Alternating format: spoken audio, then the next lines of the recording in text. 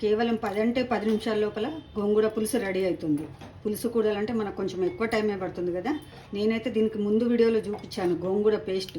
అది కనుక చేసి పెట్టుకుంటే కేవలం 10 నిమిషాల లోపల రెడీ అవుతుంది. ఇది అన్నంలో కానీ, చపాతీలో కానీ, పూరీలో కానీ, లంచ్ బాక్స్లోకి చాలా బాగుంటుంది.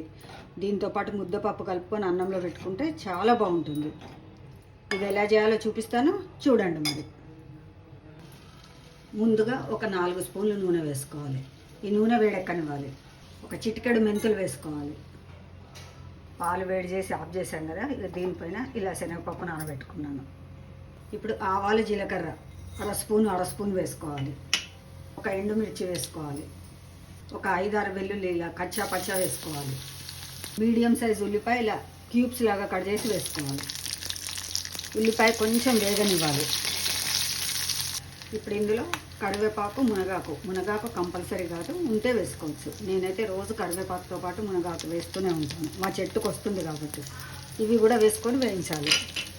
అర స్పూన్ పసుపు వేసుకోవాలి. ఇప్పుడు ఇందులో నానబెట్టుకున్న శనగపప్పు వేసుకోవాలి.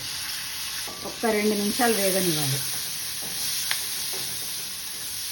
ఇప్పుడు ఇందులో నేను గోంగూరది పేస్ట్ వేసుకుంటున్నాను. నా ముందు వీడియోలో ఉంది చూడండి. దీంట్లోనే పచ్చిమిర్చి ఉంటుంది, ఉప్పు ఉంటుంది. మనకి ఇది వేయించే పని కూడా లేదు, ఫాస్ట్గా అయిపోతుంది. ఒక్క నిమిషం ఇదంతా కలుపుకోవాలి. ఇప్పుడు ఇందులో ఒక 200 ml వరకు నీళ్ళు పోసుకోవాలి. ఇప్పుడు మూత పెట్టి ఉడకనివ్వాలి. ఇందులో ఒక స్పూను నువ్వులు వేయించి పొడి చేసిన మిశ్రమం వేసుకోవాలి. ఇదంతా కలుపుకోవాలి. కొంతమంది ఇందులో టమాటోలు వేసుకుంటారు, వేసుకోవచ్చు ఇష్టం ఉంటే. చింతపండు రసం వేసుకుంటారు. నేనైతే గోంగూర పులుసు అన్నాను కాబట్టి కేవలం గోంగూరనే వేస్తున్నాను. చిన్న బెల్లం ముక్క వేసుకుంటారు ఇష్టం ఉంటే. ఈ నువ్వుల పొడి మిశ్రమం వేసినాక ఒక్క నిమిషం ఉడకనివ్వాలి. చిన్న బెల్లం ముక్క వేసుకున్నాను.